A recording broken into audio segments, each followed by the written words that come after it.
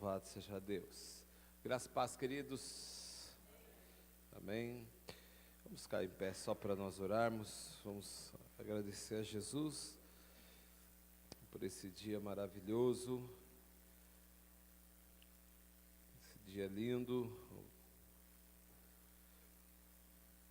Vamos pedir para que Deus nos dê uma aula abençoada. Amém? Pai, em nome de Jesus, nós te louvamos e te agradecemos por essa noite tão abençoada, Senhor. Tivemos o sono do justo que o Senhor nos proporciona. E acordamos, ó Pai, com um sol tão lindo, Senhor, com um dia tão abençoado. Esse é o dia que o Senhor fez e nele nos alegraremos, ó Pai. Nos alegraremos, ó Deus amado, porque vamos começar o dia na Tua presença, Senhor. E vamos praticamente terminar o dia na Tua presença. Senhor, que coisa linda e tremenda, Senhor. Muito obrigado, Senhor, por estarmos aqui reunidos como igreja para aprendermos, ó Pai, mais e mais do Senhor. Por isso eu peço a Ti que o Senhor venha abrir, ó Deus amado, principalmente o nosso coração, Senhor. Que esses ensinamentos entrem, Senhor, ó Deus amado, dentro do nosso ser, no mais profundo do nosso ser, ó Pai. Então, ó Deus, nos abençoe poderosamente, Senhor. Que o inimigo não venha roubar essa palavra, Senhor. Que o inimigo não venha roubar esse tempo precioso, mas que nós possamos aproveitá-lo e aplicá-lo, Senhor, ó Deus, em nossas vidas. Muito obrigado, é o que nós te pedimos e te agradecemos em nome de Jesus. Amém. Louvado seja Deus, pode tomar o seu lugar. Grande é o Senhor. Então, só recapitulando que na aula passada nós falamos que o Senhor, até o capítulo 5, ele vem tratando com o pecado, né? O Senhor vem tratando com o pecado, e a partir do capítulo 5 agora o Senhor vai tratar com o homem, né? Mas agora nós entramos no capítulo de número 6. Então vamos abrir a Bíblia, Romanos capítulo de número 6. Romanos em si, o bom é que ele trata muito nessa questão do pecado e do homem. Então, Romanos 6, ele é quase um manual de vida. Você consegue ter claramente o padrão de Deus. Aleluia, louvado seja o nome do Senhor Jesus. Oh, glória a Deus, aleluia. Então, Romanos, no capítulo de número 6, pessoal que chegou aí atrás, aí, a turma do fundão, abre em Romanos 6, aleluia, nós vamos ler Romanos 6, glória a Deus, santo Senhor. Quem achou, diga amém. A Bíblia diz assim, ó, então qual seria a conclusão? Devemos continuar pecando a fim de que a graça seja ainda mais ressaltada? De forma alguma, nós que morremos para o pecado, como seria possível desejar viver sob o seu jugo? Ou ignoreis que todos nós que fomos batizados em Cristo Jesus, fomos igualmente batizados na sua morte? Portanto, fomos sepultados com Ele na morte, por meio do batismo, com o propósito de que assim como Cristo foi ressuscitado dos mortos, mediante a glória do Pai, também nós vivamos uma nova vida. Se deste modo fomos unidos a Ele na semelhança da sua morte, com toda certeza o seremos também na semelhança da sua ressurreição. Pois temos conhecimento de que a nossa velha humanidade em Adão foi crucificada com Ele, a fim de que o corpo sujeito ao pecado fosse destruído, para que nunca mais venhamos a servir ao pecado. Porquanto todo aquele que morreu já foi justificado do pecado. Repita comigo, todo aquele que morreu em Cristo já foi justificado do pecado. Amém? E mais, se morremos com Cristo, cremos que também com Ele viveremos. Pois sabemos que, havendo sido ressuscitado dos mortos, Cristo não pode morrer novamente, ou seja, a morte não tem mais qualquer poder sobre ele. Porque ao morrer para o pecado, morreu de uma vez por todas para o pecado. Todavia, quanto ao viver, vive para Deus. Assim, dessa mesma maneira, Considerai-vos mortos para o pecado, mas vivos para Deus em Cristo Jesus.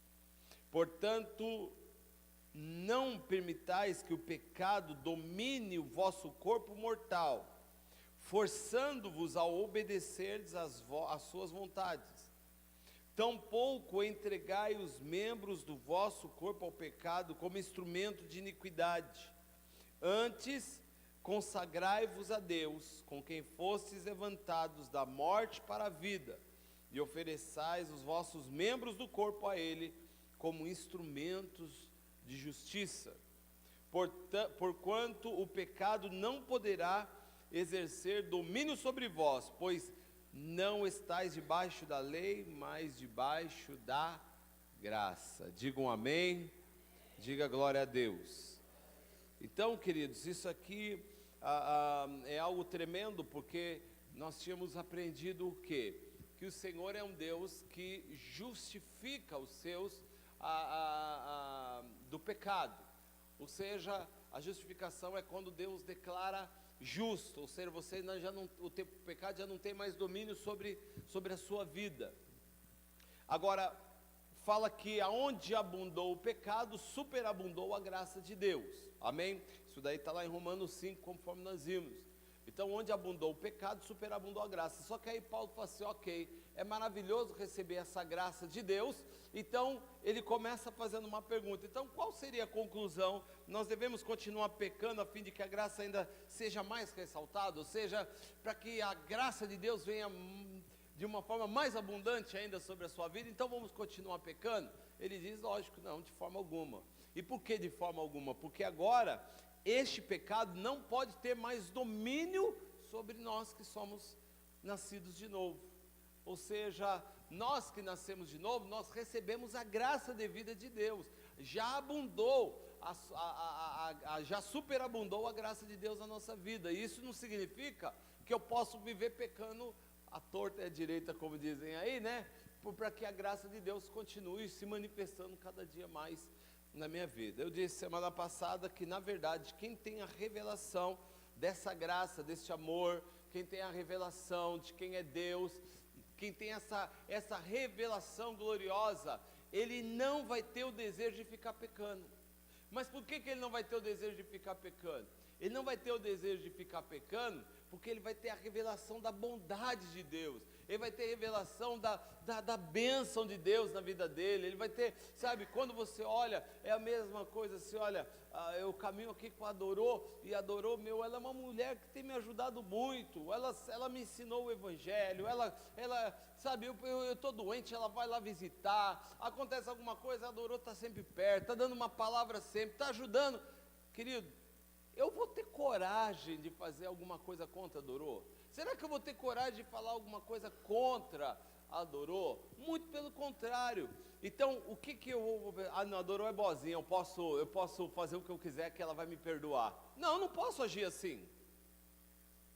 Eu tenho que agir diferentemente. Eu tenho uma revelação de quem ela é, da bondade dela, eu tenho revelação do jeito que ela me trata. Então, eu tenho que fazer com que eu tenha mais respeito, mais admiração, mais consideração por ela, a fim de tratar ela cada vez melhor, como forma de honrá-la por aquilo que ela tem feito por mim.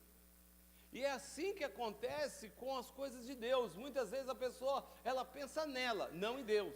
Ela vê a vida dela, não Deus. Então eu posso fazer o que quiser, porque Deus é um Deus que perdoa. Só que nós não podemos olhar por esta forma. Deus é um Deus que perdoa. Aonde abundou o nosso pecado, superabundou a graça de Deus. Mas isso não anulou a sua justiça. Então, Paulo, ele está agora querendo tratar o quê? O caminhar do homem. Ele falou até agora sobre este perdão de pecados, mas agora ele vai falar sobre como o homem deve caminhar, como o homem deve andar agora na presença de Deus, como um novo convertido. Veja bem, queridos, a Bíblia fala sobre um nascer de novo. Um nascer de novo, por que um nascer de novo? Porque tudo que estava em Adão tem que ser sepultado. Nós nascemos pela descendência de Adão, né? Com a semente de Adão em nós, Então, o batismo, ele vai ter essa simbologia. O velho homem já foi. Agora nós somos um novo homem, uma nova criatura. Nascemos de novo. E se nós nascemos de novo, as coisas velhas se passaram, eis que tudo se fez novo. Então eu sou agora um novo homem. Eu não posso trazer os costumes da velha criatura, do velho homem, para os dias de hoje.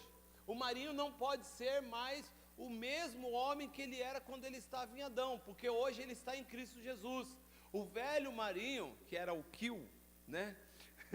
O Kill foi sepultado. Foi sepultado. Qual era seu apelido, Sejão?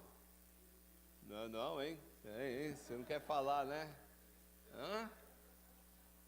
E o seu André, qual que era o seu apelido antes? Também não tinha? O Gabriel Ratatá. Mas hoje nós não podemos trazer essa nova criatura. Só que se nós não tomarmos cuidado, o que acontece? O novo homem quer fazer coisas do velho homem. Graças a Deus que a diva nasceu de novo, porque a diva sentava o braço nas pessoas antes. Foi engraçado quando a diva chegou na igreja, que as pessoas falavam alguma coisinha de nós, sabe o que a diva fazia? E queria sentar o braço na pessoa. Estava se convertendo, batia em todo mundo. Mas agora não. A nova diva, né? A nova diva agora é uma mulher cheia do Espírito Santo. É uma mulher doce. É uma mulher diferente. Então, o velho homem não levava desaforo para casa. Mas o novo homem, não é que ele leva desaforo para casa, ele coloca os desaforos em Cristo Jesus. Há uma diferença. Então Paulo está querendo fazer isso. Isso é feito quando? Quando nós somos, a Bíblia diz o quê? Fomos batizados em Cristo. Então, embora tenhamos nascido em Adão, nós fomos batizados para dentro. Por isso que fala em Cristo, né? Para dentro de Cristo. Ou seja, o significado do batismo é colocar as pessoas dentro de Cristo. Por isso que fala que nós estamos escondidos nele. Hoje nós estamos escondidos nele, nós estamos dentro de Cristo. Por isso que quando vocês estão vendo o que está dentro de mim? Não. Então, quando Deus nos olha, Deus olha Cristo. Deus nos olha, não olha quem está lá dentro de Cristo. Nós estamos escondidos nele. Então, quando Deus olha para o homem agora não pode ser mais fulminados por Deus. Quando ele foi justificado, porque quando Deus olha, ele olha para Cristo. Nós estamos lá dentro de Cristo. Estamos escondidos em Cristo. Então ele não está olhando o pecado mais. Nós já fomos justificados, porque senão nós teríamos que ser consumidos por Deus. A ira de Deus viria sobre nós. Então, nós somos colocados dentro de Cristo. O significado do batismo é colocar pessoas dentro de Cristo. O batismo não é uma mera cerimônia, ele é uma experiência espiritual.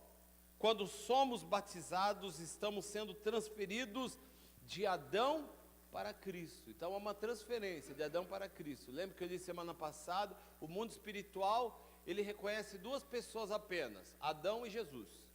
Porque ou você está em Adão, ou você está em Cristo Jesus.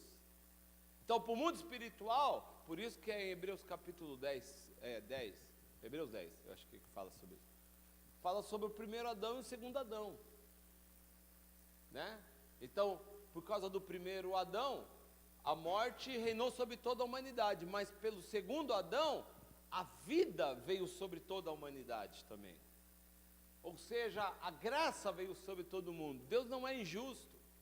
Se as pessoas podem falar, por causa de Adão eu fico sofrendo. Mas por causa de Cristo, você hoje vai viver eternamente com Ele. Então só basta uma pessoa querer Jesus. Então, tópico A, a morte de Cristo torna-se a nossa morte. Pode passar, Wesley. Pode passar dá um toque. Isso. A morte de Cristo, ele torna-se a nossa morte. Quando entramos nas águas do batismo, estamos morrendo para o pecado, para o mundo e para o diabo. Isso somente é possível porque a morte de Cristo torna-se a nossa própria morte. Mas em que sentido morremos? Certamente a morte não significa que nos tornamos como defuntos insensíveis ao pecado. Alguns pensam que morrer para o pecado é chegar a nos tornar indiferentes a ele, de tal modo que a tentação não nos atinge mais. Nós vamos falar um pouquinho mais detalhado mais para frente, mas não significa porque nós estamos mortos para os nossos delitos que nós não vamos ser tentados. Existe uma grande diferença. O problema é que a questão agora é, o pecado não tem mais domínio sobre nós. Antes nós não tínhamos domínio sobre o pecado. Agora nós temos domínio sobre o pecado. Porque antes de vir um pecado, vem o que? A tentação. E o que o Senhor Jesus, o próprio Jesus Cristo, nos ensinou na oração, lá em Mateus capítulo 6, na oração do Pai Nosso. E não nos deixar cair em tentação. Olha o que ele diz, mas livra-nos do mal. O que ele está falando? Não nos deixe cair. Está falando de uma coisa, que a tentação vai vir.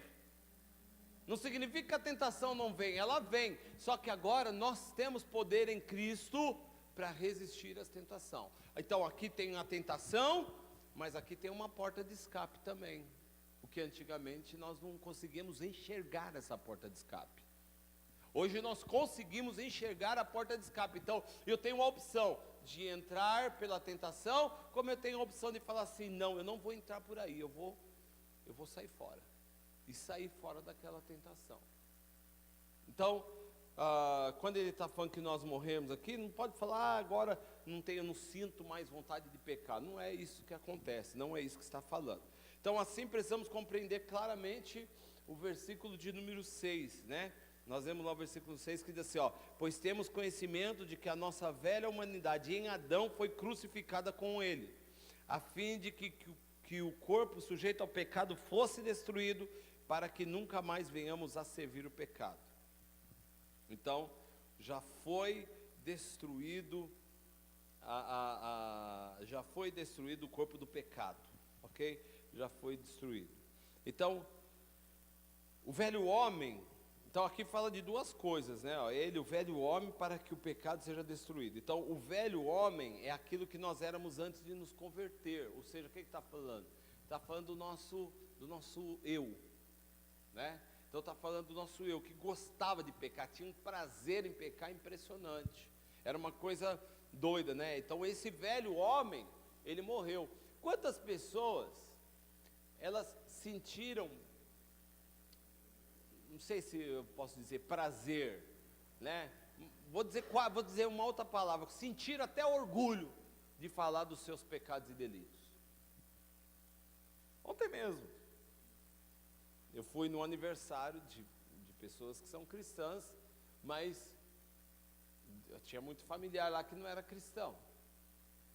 E se você vê o assunto, às vezes, querido, é difícil nós ficarmos ouvindo aquilo até, é ruim, né? É ruim, porque você vê, às vezes, a pessoa falando com orgulho situações que elas viveram no passado e ainda outros que vivem nos dias de hoje. Então é mais ou menos como você chegar e falar assim, olha, puxa, eu me lembro de quando eu saía, uma coisa é eu falar dando um testemunho, outra coisa é eu falar, né, saía, eu ficava com 7 mulheres numa noite só. Ih, rapaz, isso daí para mim não é nada, uma mulher não é nada. Quantas vezes você vê as pessoas falando isso com orgulho, com alegria, o pecado, tendo assim aquela, né? Ou outro, eu fui lá, não admiti mesmo, fui lá e matei mesmo. Quer dizer, está querendo se impor, falando algo, como se aquilo fosse um orgulho para a vida da pessoa. Por quê? Porque o velho homem, a velha natureza, ela gosta de se orgulhar do pecado, porque aquilo é algo natural para ela. Ela gosta daquilo. Tem muito crente que ainda se orgulha de falar do seu passado. Nós podemos testemunhar, mas sem sentir orgulho nenhum. Muito pelo contrário, nós temos que sentir até vergonha de quem nós somos um dia. De quem nós somos um dia. E temos que nos alegrar em Deus por aquilo que Ele fez nas nossas vidas, né? Então, este velho homem morreu no dia em que cremos e recebemos o batismo, porque o batismo ele é fundamental. Por isso que a Bíblia diz, quem crer e for batizado será salvo. Quem crer e for batizado. Por que quem crer e for batizado? Porque quem é batizado é que teve essa revelação, esse entendimento de que agora ela passa a ser uma nova criatura. Ela decidiu ser uma nova criatura. Ela não foi obrigada, ela decidiu, ela recebeu aquilo por revelação e ela decidiu, eu quero ter uma nova vida em Cristo. Então, a velha natureza, ela tem a simbologia de ser sepultada, né? Ali, ninguém é sepultado nas águas, né? Mas ninguém vai enterrar e desenterrar a pessoa. Então, faz a simbologia da água, né? Abaixa a pessoa e levanta. Então, morreu para a velha natureza e agora está se levantando para uma nova natureza em Cristo Jesus. Quem entende isso, diga amém, queridos. Então, e o corpo do pecado? É a natureza pecaminosa que nós herdamos em Adão. Apesar do texto dizer que ela foi destruída, na realidade a palavra destruída aqui, ela tem o mesmo significado que em Hebreus 2,14, né? Pode passar mais um, Wesley, por favor. Ou está aí? Aí. Ok. Que diz, visto pois que os filhos têm participação comum na carne e no sangue, desses também ele, fã de Deus, igualmente participou, para que por sua morte destruísse aquele que tem o poder da morte, a saber, o diabo. Então, o que está falando é que nós hoje nós temos poder. O Senhor está falando assim, que como Ele venceu, Ele destruiu o poder da morte, nós também temos esse poder. Nós também, porque Ele destruiu o diabo. Ele destruiu o diabo, né? Sabemos que o diabo ainda não foi destruído, né? Mas aí nós vamos falar aqui, assim como não foi a nossa natureza terrena. Podemos dizer que o destruir, que está dizendo aí, né? Em ambos os textos, significa ser amortecido, desempregado, despojado de poder, mas nunca aniquilado. Ou seja, ele foi vencido, ele foi amortecido, já não tem o poder exercendo sobre nós, por isso que ele foi destruído. O que ele está falando de destruição, ele está falando deste poder que ele tinha, agora ele já não tem esse poder sobre nós. Se o diabo chegar e falar no ouvido de qualquer pessoa aí fora, vai lá e faça isso assim, sabe aquela mulher que está te dando, ele vai lá e sai. Mas nós, se o diabo falar, você está repreendido em nome de Jesus Cristo, acabou, que lá vai embora na hora, porque ele já não tem poder sobre minha vida, ele não tem poder sobre a sua vida. Então sabemos, então aqui, não está falando que nós o pecado já não habita mais na nossa carne, não é isso. O poder do pecado já não domina o meu ser, mas a semente do pecado ainda continua, porque eu ainda estou neste mundo, né? Mesmo sabendo para onde nós vamos, por enquanto nós estamos nesse mundo, sujeito às coisas deste mundo. Se não fosse assim, nós não precisaríamos ter um corpo glorificado quando formos entrar no céu. Quando nós formos entrar no céu, então nós vamos ter um corpo glorificado, né? Nós não vamos ter um espírito glorificado. A Bíblia fala do corpo glorificado, porque o espírito, nosso espírito já foi recriado. Agora, o corpo, ele vai ter que ser um outro corpo, um corpo glorificado, porque esse corpo está sujeito às paixões, por isso que ele morre, por isso que ele tem que conhecer a morte, por isso tem que ir para o pó, porque a semente do pecado está nele. Então, sabemos aqui de uma coisa, assim aquele que era escravo do pecado, o velho homem já morreu. O novo homem não precisa mais viver na prática do pecado, pois não é escravo do pecado. Mas isso não significa que seja impossível voltar a pecar. Então eu tenho que ficar atento nisso. É como uma mulher casada, ela pode viver como se fosse mulher solteira, mas para não pecar, deveria passar a mão na aliança e se lembrar da aliança que fez com seu marido. Então, né, o que ele está querendo dizer aqui? Eu sou casado, né? Eu sou casado, eu tenho uma aliança aqui no meu dedo. Eu posso até ter uma vida de solteiro aí fora, vamos dizer assim. Posso chegar um pouco mais tarde, né? Não preciso ter muito compromisso, posso ir onde eu quiser. Mas quando eu for tentado a quebrar essa aliança, aí eu olho para essa aliança aqui e falo, não vou fazer isso. É mais ou menos assim que ele está querendo dizer. Nós podemos até estar inserido no mundo, sujeito às coisas do mundo, mas quando nós olhamos para a aliança que nós temos com Ele, nós falamos assim, eu não vou errar. eu não vou pecar. Então, nós temos que entender que nós cristãos, nós não podemos viver na prática do pecado. Por isso que na Santa Ceia eu sempre falo isso. Toma a ceia aquele que não está na prática. Por quê? Porque o pecado não tem domínio sobre ele, né? Domínio sobre ele. Então, um dia uma pessoa chegou para mim e falou assim: poxa, pastor, mas na Bíblia não está falando nada de cigarro, por que eu não posso fumar? Eu falei assim: por quê? Porque tudo que exerce domínio sobre você é pecado. Se Deus já te livrou do pecado, é porque o pecado não pode ter domínio sobre você. Tudo que te domina se torna pecado. Então você não consegue largar. Então aquilo é pecado. Você tem que pedir, você tem que lutar, você tem que vencer isso, porque o diabo colocou na tua cabeça que você não consegue largar, e você consegue largar. E vou falar uma coisa para você no que eu creio, de verdade, do fundo do meu coração. Eu creio que muitas vezes é pura ser vergonhice mesmo. Porque o dono do prédio aqui, eu sou muito amigo dele, né, do seu Said, um senhor já de idade, 87 anos. E outro dia eu estava com ele, nós estávamos falando exatamente sobre isso, sobre a saúde dele, e aí ele falei assim: nossa, seu Said, quando eu conheci o senhor fumava demais, né? Porque era assim, querido, ele jogava bituca, já pegava outro e demais, assim, fumava muito. Eu falei: quantos anos o senhor fumou? Ele falou: mais de 50. Mais de 50 anos fumando. Eu falei: foi difícil na hora de largar? Ele falou: não vou falar que foi difícil, porque o médico, você sabe, ele foi internado, né? Deu um problema lá de saúde nele, e o médico falou assim: se o senhor fumar, o senhor vai morrer. Se eu acender mais um cigarro, o senhor morre. Pergunta se ele fumou.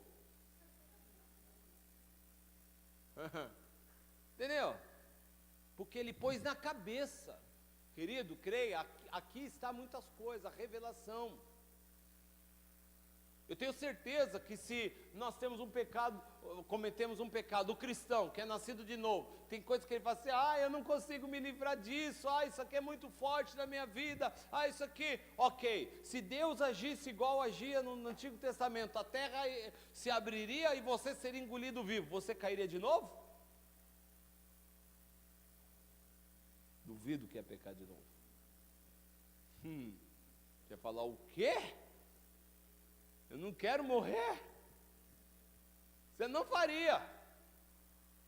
Mas porque a nossa consciência de velho homem muitas vezes fala assim: eu vou errar e Deus vai me perdoar. Então a pessoa faz, a pessoa continua fazendo. Mas nós não temos que fazer por medo, não fazer por medo, nós temos que fazer por temor a Deus, que é essa diferença do medo e do temor. O medo é o medo mesmo, né? É o medo, né? Que de algo, da punição. E o temor não. O temor você não vai fazer por respeito, por reverência. E é isso que Deus espera de nós. Por isso que a Bíblia fala, o temor é o princípio da sabedoria, não é o medo. O temor, ou seja, por que ele fala é o princípio da sabedoria? Porque quando você tem revelação, quando você faz por amor a Deus, respeito a Deus, querido, você já é uma pessoa extremamente sábia.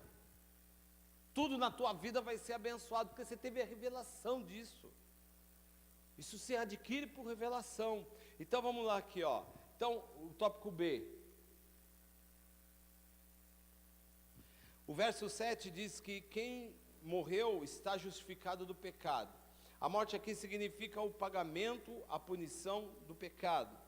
Assim, a justificação afeta todo o nosso ser e nos faz livres, não apenas da condenação, mas também do poder do pecado. Se morremos com Cristo, morremos para o pecado, e assim estamos livres. A nova vida que possuímos é a vida de ressurreição que também recebemos de Cristo. Então, a justificação, ela vai afetar o nosso ser, querido, né? E ela não vai nos livrar só da condenação, mas ela vai nos livrar também de sermos escravos do pecado, né? Eu não preciso necessariamente viver pecando. Eu não preciso. O pecado você vai ver quando você está num patamar bacana, espiritual, quando você peca, mas meio até inconscientemente. Se você pecou e você fala assim: errei. Estava falando com uma pessoa, nossa, ofendi aquela pessoa. poxa, aí você não deveria, foi espontâneo, falei, não algo, vamos dizer assim, que a pessoa projeta, algo que tem domínio sobre a pessoa, por ser vergonhice mesmo. Tem um monte de pessoa que é tudo ser vergonhice, querido, peca porque gosta, cristão que peca porque gosta, né? Então, isso daí é uma coisa que a pessoa precisa refletir, será que eu estou em Cristo? Querido, levantar a mão significa que aquela pessoa vai para o céu. Por isso que a Bíblia diz que você conhece a árvore pelos frutos que ela dá. Por isso que a Bíblia fala, quando ela fala assim, ó, conheceis a árvore pelos frutos que dá, não está falando assim, ó, eu me converti, agora eu ganhei a Dorô, ganhei a Rose, olha, ganhei a Didi para Jesus, nossa, aquele cara se converteu. Não é esse tipo de fruto que ele está falando. Ele está falando dos frutos do Espírito de Deus que está dentro de mim, fluindo. O amor, a paz, a bondade, a mansidão. Então, por aí que você vê que a pessoa nasceu de novo. Porque uma pessoa que nasce de novo, o que vai acontecer? Os frutos que ela vai dar são frutos do Espírito de Deus. Frutos do Espírito. Não é o fruto de ganhar vidas, que tem muitas pessoas que confundem isso. Ah, fulano começou a ganhar vidas, ele é como um novo convertido. Não, é algo que isso acontece automaticamente, mas está falando de frutos do Espírito de Deus. Um nascido de novo, ele tem que ter fruto do Espírito na vida dele. Amor, mansidão, paz, longanimidade, bondade, né? Tudo isso tem que fazer parte da vida. O domínio próprio, olha só, um dos frutos do Espírito é o domínio próprio. Querido, quantos cristãos ainda não conseguem se dominar?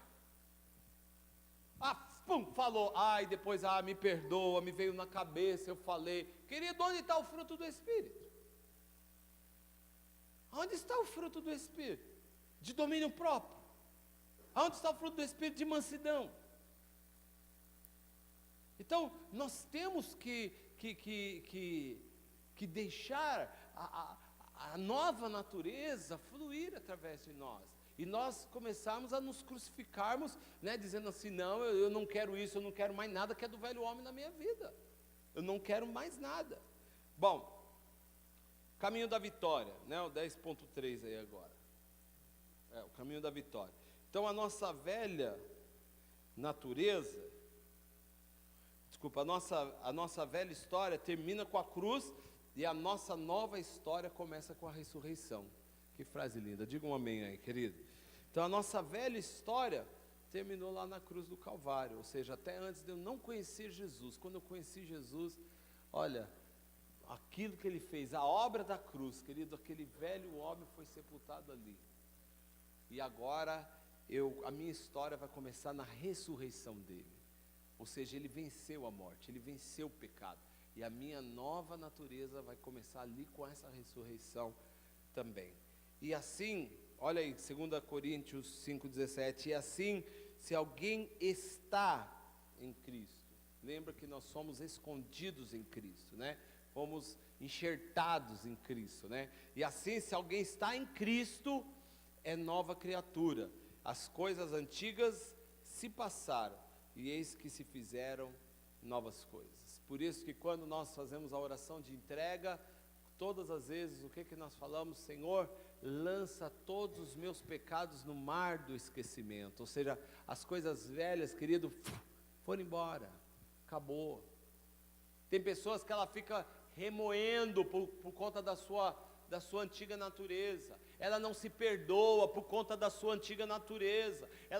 O novo homem tem problema porque ela vai lá buscar as coisas da antiga natureza dela, do velho homem. Querido, apaga todas as suas transgressões, o que você fez, o que fizeram para você, como Cristo apagou. Agora você é um novo homem, uma nova mulher. Olha, daqui para frente, olha, eu fiz tanta coisa errada no passado, eu me arrependo, olha, aconteceu tanta coisa. Meu irmão, olha daqui para frente. O diabo me escravizou lá atrás, o diabo fez isso comigo, o diabo fez tudo o que ele fez, é verdade, não é mentira, mas isso não pode mais te atingir, porque Jesus mudou toda a tua vida e todo o teu ser. Olha daqui para frente, uma nova criatura em Cristo Jesus. Então, a cruz, ela põe fim à velha criação, e por meio dessa morte surge o novo homem em Cristo. Se estamos em Adão, nada temos que fazer para participar dele, não nos esforçamos para perder a calma ou para cometermos impureza. Da mesma forma, se estamos em Cristo, tudo que há em Cristo nos é atribuído pela graça sem esforço algum. Deixa eu falar uma coisa para você, para te explicar isso aqui. Se nós estamos em Adão, então nós não temos que fazer nada para participar dele. Ou seja, como nós estamos em Adão, o pecado é normal na vida do homem que está em Adão. Sim ou não? Não, totalmente natural. Por quê? Porque para perder a calma é algo fácil, para falar bobeira é algo fácil, para adulterar é fácil, uma série de coisas. Para cometer corrupção é fácil, mas o novo homem também é fácil ele ter uma nova vida parecida com Cristo. Porque ela acontece o que? Naturalmente. Você conheceu a Jesus verdadeiramente, você teve a revelação de quem Ele é na sua vida, você começou a se entregar verdadeiramente ao Senhor, querido, pode ter certeza que naturalmente, sem muito esforço, você vai começar a se parecer com Jesus, acredite nisso. Vai vir um brilho diferente no teu rosto. Depois que você se converte, fala assim, rapaz, e não é que a Rose tem algo diferente na vida dela? O que será que é isso que ela tem? O que é? É porque naturalmente as coisas vão acontecendo, porque agora é uma nova criatura. Então, embora seja verdade dizer que já temos completa libertação do poder do pecado, isso não nos parece muito prático. Como isso pode se tornar realidade em nossa experiência? Então pode passar, querido, por favor. Então, veja bem, eu estou falando aqui sobre o pecado não ter mais poder sobre nós. Tudo isso é muito bonitinho, mas isso às vezes não parece muito prático, né? Você pode falar assim, mas pastor, não é nada fácil. Vencer o pecado não é nada fácil, é verdade, não é. Mas isso pode se tornar uma realidade na nossa vida. Não só pode, como deve se tornar uma realidade. Agora nós vamos falar dos passos para que isso se torne uma realidade na nossa vida, né? Porque tudo é uma questão de decisão. Tudo é uma questão de decisão. Acredite nisso, querido. Tudo é uma questão de decisão. Ninguém pode falar assim, o diabo me enganou. Não, você deixou ele te enganar. Porque o pecado não tem mais poder sobre você. Então, foi uma cilada do diabo. Pode ter sido uma cilada do diabo, mas você caiu consciente. Se você não caiu consciente, é porque você não estava vigilante como deveria. Porque a Bíblia diz que nós devemos sempre orar e estar sempre vigilantes, né? Porque o diabo ele é astuto mesmo. Mas tudo é uma questão de decisão. Então, lendo os capítulos 6 a 8 de Romanos, nós descobrimos que as condições são saber por revelação, porque, querido, isso é a coisa mais importante, creia nisso. Não adianta a pessoa conhecer as coisas apenas por conhecer. Precisa ter revelação. Revelação. Não precisa, pode ler a Bíblia de capa a capa, se ela não tiver a revelação, não vai adiantar nada.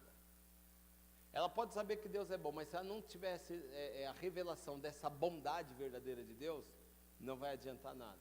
Tudo na vida cristã é envolvido por revelação. Revelação. Então, saber por revelação, considerar-se morto, oferecer-se a Deus e andar pelo Espírito de Deus. Então, isso aqui vai te ajudar a viver uma vida de santidade e uma vida que agrada a Deus. Então, saber por revelação, nós vamos falar agora um pouco sobre saber por revelação. Pode passar mais um, querido. Então, saber por revelação. A morte do Senhor Jesus é representativa e inclusiva, né? Na sua morte todos nós morremos, né? Ou seja, está nos representando. Jesus nos representou. Na sua morte todos nós morremos, assim como Cristo levou os nossos pecados na cruz. Ele levou a nós próprios, nossos pecados, e nós fomos incluídos nele. A mesma Bíblia que diz que Cristo morreu por todos, por nós, também diz que nós morremos com ele. O perdão e a libertação nos foram concedidos na mesma cruz. Precisamos ter a revelação desses fatos. Cristo morreu por nós e nós morremos com Cristo. Querido, nós precisamos ter esta revelação. Se você não tiver revelação de que o poder do pecado não tem mais domínio sobre você, sabe o que vai acontecer? Você vai continuar pecando. Você tem que falar, Satanás, você não tem mais poder sobre mim. Às vezes o diabo vem com a tentação, vem com aquele sopro, você fala assim, está repreendido, você fala assim, não tem poder mais sobre mim, porque Cristo morreu e levou os meus pecados, hoje eu sou um novo homem. Você tem que ter essa revelação. Vamos lá, não precisamos nos esforçar para tornar esse fato realidade. Cristo já morreu e a morte dele foi a nossa. Nós recebemos a libertação do mesmo modo que recebemos o perdão, que é pela fé. A justificação e a santificação são obtidas no mesmo modo, por rendição à fé. Precisamos ter revelação dessas verdades. Não adianta saber apenas com a mente, precisamos ter os olhos do nosso coração abertos para ver o que temos em Cristo. Como você ficou sabendo que os seus pecados foram perdoados? Foi a luz de Deus em seu espírito. É preciso conhecer a verdade da libertação do mesmo modo. Não é necessário orar para que a prisão se abra, mas apenas reconhecer que ela já está aberta. Seria tolice pedir a Deus para nos libertar, se nós já somos livres. Então, olha bem, querido, como nós sabemos que nossos pecados já foram perdoados? Como é que nós chegamos e falamos assim, Jesus Cristo perdoou meus pecados? É pela fé. Porque você não está vendo Jesus indo lá com uma borracha apagar os seus pecados. Mas você não crê que Jesus perdoou os seus pecados? Sim ou não? Você crê que Jesus perdoou? Isso veio pela fé. Você crê que Jesus perdoou os seus pecados? Isso daí é uma revelação. Você precisa ter revelação para olhar e falar assim, espera aí, o dia em que eu entreguei a vida a Jesus, eu não vou mais para o inferno, porque o dia que eu entreguei minha vida a Jesus e me batizei, o que aconteceu? Jesus me justificou. Eu não vou mais para o inferno, meus pecados foram perdoados. Isso daí é necessário ter essa revelação, e nós temos essa revelação por meio da fé. A mesma coisa nós temos que aplicar nessa questão sobre o pecado não ter poder sobre nós, com essa mesma revelação, pela fé.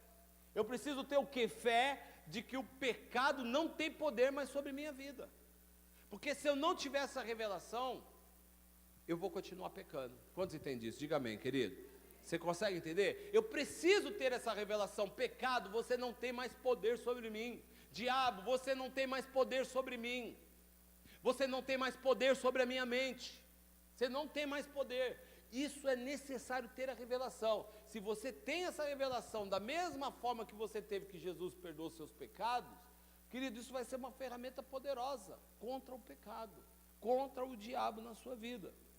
Então, a primeira coisa é você ter essa revelação. Segunda coisa, precisa se considerar morto. Sabendo isso, que o nosso velho homem foi crucificado. Crucificado. Então, o nosso homem, o velho homem foi crucificado. Então, isso, algo que já foi realizado, é um fato. O passo seguinte, porém, está no verso 11. Assim também considerais mortos para o pecado. Poderíamos dizer, sabendo que foi crucificado com ele o nosso velho homem, considerai-vos mortos. Não devemos ficar considerando para fazer que seja verdade, mas para considerar como sendo um fato e descansar nele. Tanto a justificação como a libertação são recebidas pela fé. Então, Romanos 5,1 diz o quê? Justificados, lembra que justificado é declarados justos. Então, vou trocar a palavra justificados aqui, coloca assim, declarados juntos, mediante a fé, temos paz com Deus por meio do nosso Senhor Jesus Cristo. Olha a bondade de Jesus, querido. Que coisa linda. O que é fé? Fé é a minha aceitação de fatos divinos. Ela está sempre relacionada ao passado como sendo algo já realizado. O que vai se realizar no futuro é esperança e não fé. Vemos esse princípio no Evangelho de Marcos. Por isso vos digo que tudo quanto em oração pedirdes, crendo que já recebeste, e assim será convosco. O que o Senhor Jesus nos ensina? Que nós, tudo aquilo que nós pedimos ao Senhor, crendo que nós já recebemos, sabe o que vai acontecer? Você vai receber. Isso é fé. Então,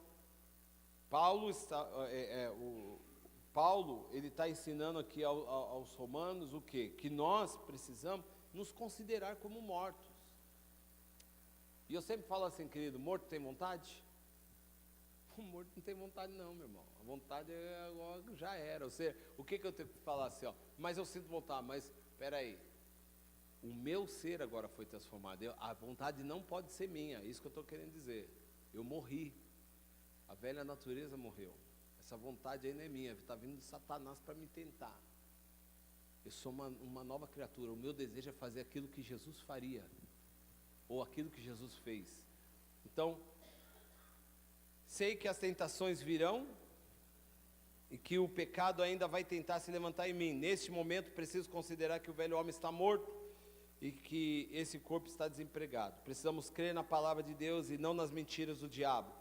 Suas mentiras podem ser ouvidas, vistas e até sentidas na pele, mas continuam sendo mentiras. O fato é que eu estou crucificado com Cristo e o pecado não tem mais domínio sobre mim. Não devemos procurar provas da nossa libertação em nós mesmos, mas em Cristo e na sua cruz. Não andamos por sentimentos, sim por fé. E oferecer-se a Deus agora. Uma vez que o velho homem está morto, o meu corpo agora possui um novo dono. Deus quer que eu considere todos os membros e faculdades como pertencentes a Ele. Aqui, Romanos 6,13, né, nós lemos aqui que não é para oferecer o corpo em pecado.